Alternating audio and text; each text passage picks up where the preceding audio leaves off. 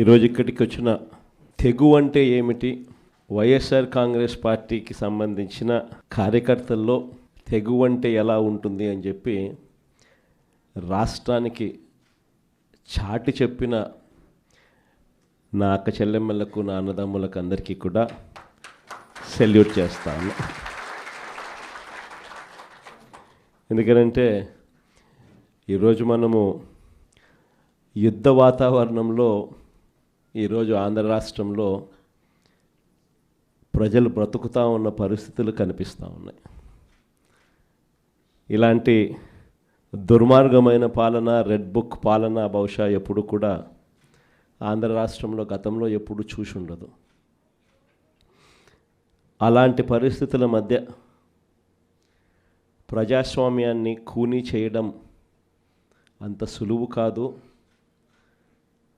ప్రజల్లో వ్యతిరేకతను గొంతు పట్టుకొని నలపడం అంత సులభం కాదు.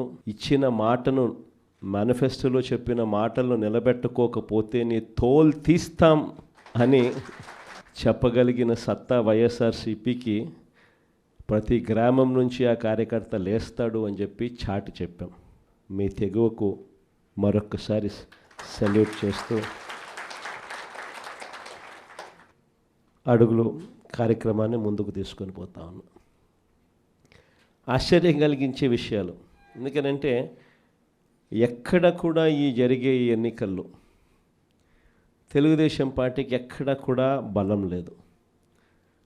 ప్రజలు ఓట్లు వేసిన పరిస్థితుల మధ్య వైఎస్ఆర్ కాంగ్రెస్ పార్టీ జెండా మీద, వైఎస్ఆర్ కాంగ్రెస్ పార్టీ గుర్తు మీద గెలిచిన సభ్యులు ప్రతి చోట చూస్తే అసలు తెలుగుదేశం పార్టీ ఎందుకు పోటీ పెడతా ఉంది అని చెప్పి ఎవరికైనా కూడా ఇట్టే అర్థమవుతుంది.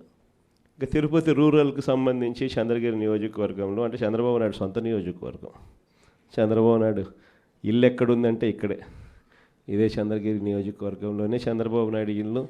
ఆయన మొట్టమొదటిసారిగా చంద్రబాబు నాయుడు గెలిచిందే ఇక్కడే, మళ్ళీ ఓడిపోయింది కూడా ఇక్కడే. అక్కడ బీసీలు డామినెంట్గా ఉన్న ఆ ఏరియాలో బీసీలకు ఇచ్చి సామాజిక వర్గాన్ని పైకి తీసుకొని రావాలి అని చెప్పి ఎవరైనా చూస్తారు, కానీ అక్కడ బీసీలు ఎక్కువగా ఉన్నారు. వాళ్ళల్లో ఆర్థిక స్థితిగతులు సరిగ్గా ఉండవు. కాబట్టి ఈయనైతే ఆర్థికంగా సౌండ్గా ఉంటాడు, బీసీలని ఎప్పుడు కూడా తొక్కి పెట్టచ్చు అని చెప్పి అక్కడికి పోయి అక్కడ పాగా వేసినాడు. నిజంగా ఏ తెలుగుదేశం కార్యకర్త కూడా ఇళ్ళకి వెళ్ళి వాళ్ళ గ్రామాలలో వాళ్ళు తిరుగుతూ వాళ్ళ గ్రామాలలో ఉన్న ప్రజల ఇళ్ళకు వెళ్ళి బాగున్నారా మీరు అని పలకరించే ధైర్యం చంద్రబాబు నాయుడు గారికి సంబంధించిన ఏ కార్యకర్తకు లేదు. కారణం, చంద్రబాబు నాయుడు గారికి సంబంధించిన ఏ కార్యకర్త అయినా కూడా ప్రజల్లోకి వెళ్ళి వాళ్ళ ఇళ్ళ దగ్గరికి వెళ్తే ప్రతి ఒక్కరికి కూడా వెన్నులో భయమే. చివరికైతే నా అక్క చెల్లెమ్మలందరూ పొద్దుటూరు నుంచి ఎదురు చూస్తూ ఉన్నారు, కడప నుంచి ఎదురు చూస్తూ ఉన్నారు. ఏదో ఉచితంగా బస్సు వస్తుంది, ఏదో విశాఖపట్నం పోయి రావచ్చు కదా, పొద్దున పోయి సాయంత్రానికి వెనక్కి రావచ్చు కదా అని చెప్పి అటువంటి చిన్న చిన్నవి కూడా పట్టించుకోవడంలా, దానికి కూడా దిక్కులేని పరిస్థితిలో ఈరోజు రాష్ట్రంలో పరిపాలన సాగుతూ ఉంది.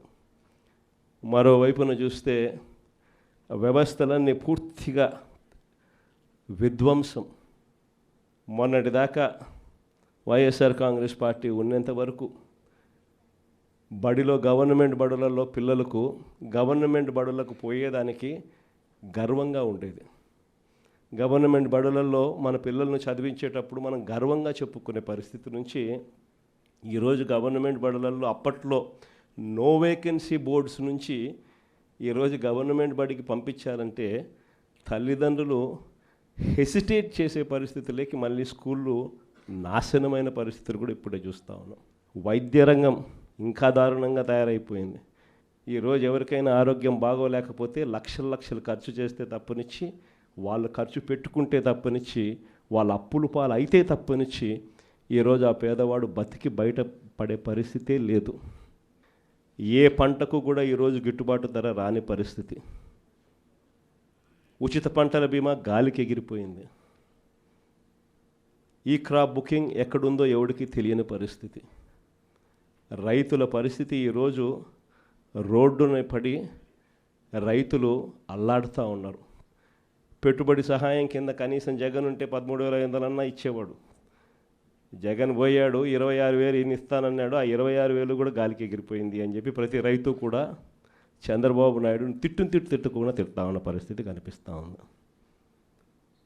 వ్యవస్థలు పూర్తిగా అధ్వానమైన పరిస్థితులకి నీరుగారి.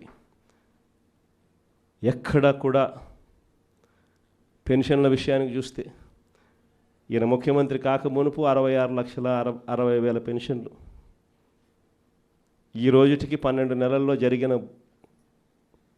పెరుగుదల ఏమిటి అని అంటే 4 లక్షల పెన్షన్లు తీసేయడం. పెరగాల్సింది పోయి ఒక కొత్త పెన్షన్ ఇవ్వకుండా 4 లక్షల పెన్షన్లు ఊడగొట్టడం. ఇది చంద్రబాబు నాయుడు చేసిన ఘనత.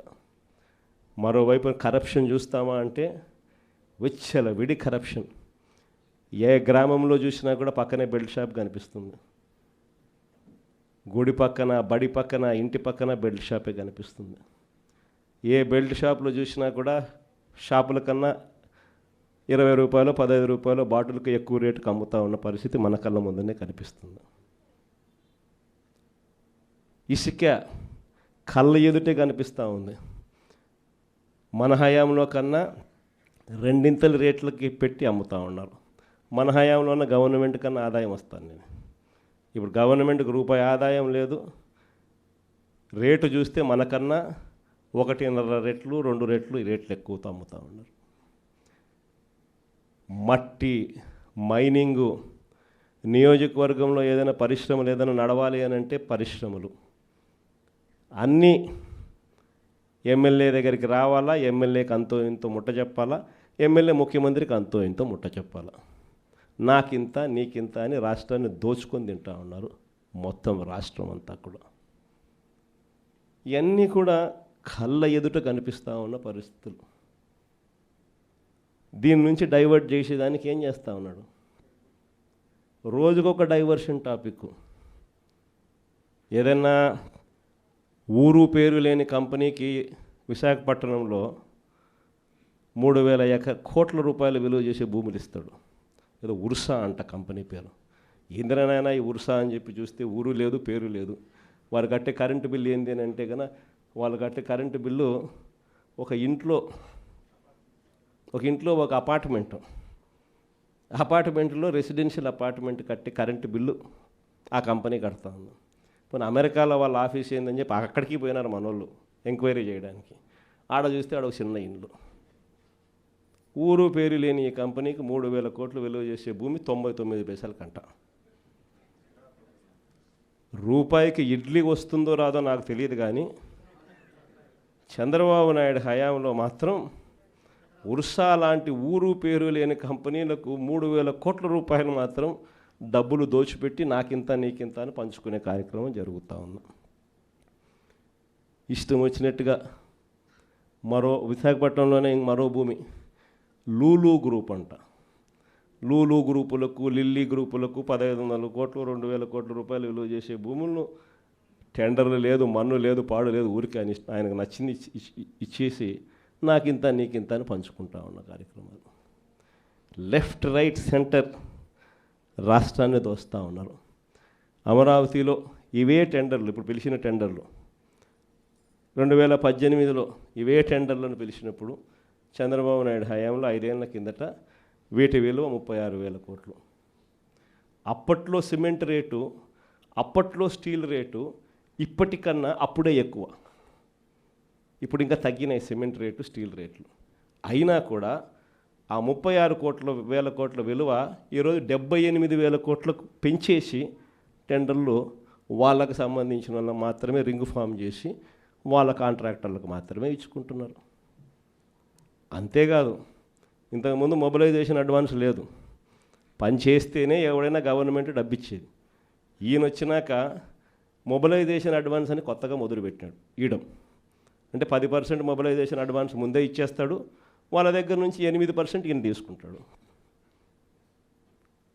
లెఫ్ట్ రైట్ సెంటర్ రాష్ట్రాన్ని దోచేస్తూ ఉన్నారు. చేసిన అప్పులన్నీ ఎక్కడికి పోతూ ఉన్నాయి? ఎందుకు సూపర్ 6లు లేవు, ఎందుకు సూపర్ 7లు లేవు అని అంటే, ఎందుకు జగన్ చేయగలిగేటాడు, ఎందుకు చంద్రబాబు నాయుడు ఎందుకు చేయలేకపోతున్నాడు అని అంటే కారణం నేను ఇంతకుముందు ఎలక్షన్ అప్పుడే చెప్పిన. జగన్ ఉంటే బటన్లు నొక్కుతాడు, నేరుగా ప్రతి అక్క చెల్లెమ్మ కుటుంబానికి నేరుగా పోతుంది. చంద్రబాబు నాయుడు ఉంటే బటన్లు ఉండవు, చంద్రబాబు నాయుడు ఉంటే నేరుగా ఆయన జోబీలోకి మాత్రమే పోతుంది అని చెప్పి ఎలక్షన్లప్పుడే నేను మొత్తుకొని చెప్పిన. నేను చెప్పిన ఆ రోజు చంద్రబాబు నాయుడు నమ్మడము అని అంటే చంద్రముఖిని నిద్ర లేపడమే అని చెప్పిన. చెప్పింది నేను ఆ రోజు ఎన్నికలప్పుడు నేను చెప్పిన ఆ మాటలు కన్నా ఎవరైనా వింటే ఇప్పుడు కరెక్ట్గా అవి ప్లే చేసి చూస్తే జగన్ కరెక్ట్గా చెప్పినాడు, అబ్బా మనమే మోసపోయినాం పొరపాటున అని చెప్పి ఈరోజు ప్రతి ఇంట్లో కూడా ఖచ్చితంగా చర్చ జరగాల్సిందే. ప్రతిరోజు డైవర్షనే, ఇవన్నీ జరుగుతూ ఉన్నాయి, సమాధానాలు చెప్పుకోలేక ప్రతిరోజు ఒక డైవర్షన్. ఓ రోజు లడ్డు అంటాడు, ఇంకో రోజు బోట్ అంటాడు, మరో రోజు ఏమన్నా ఐపీఎస్ ఆఫీసర్ అధికారిని అరెస్ట్ అంటాడు. కరెంటు బిల్లులు షాక్ కొట్టే విధంగా అప్పుడే పెరిగిపోతున్నాయి అని చెప్పి మళ్ళీ ఆ టాపిక్ నుంచి డైవర్ట్ చేసేందుకు ఇంకొకటి ఆయన చేసిన లిక్కర్ స్కాములు మనం ఇంకొకటి మీద లిక్కర్ స్కాములు రుద్ది ఇంకొక లిక్కర్ స్కామ్ అరెస్ట్ అని చెప్తాడు. ఇట్లా ప్రతిరోజు చూస్తే ఏదో ఒక సెన్సేషన్ క్రియేట్ చేయడం, ఆ సెన్సేషన్ నుంచి టాపిక్లు డైవర్ట్ చేయడం.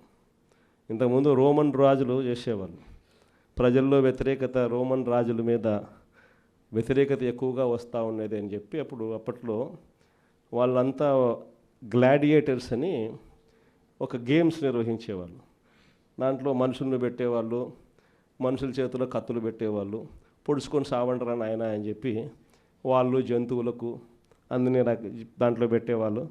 ఆ జంతువులతో వీళ్ళు యుద్ధం చేయడము, వీళ్ళు సావడము, అవి సావడము, లేకపోతే వీళ్ళు పొడుచుకోవడము, అది వీళ్ళు సావడము వాళ్ళు సావడము చేసేది. ప్రజలందరూ దాన్ని చూసేది. టాపిక్ డైవర్టు. లేదా రాజెట్ట పరిపాలన చేస్తూ ఉన్నాడు, దాంట్లో రేట్లు ఎట్లున్నాయి, ప్రతిరోజు ఒక డైవర్షన్ టాపిక్, ప్రతిరోజు ఒక డ్రామా.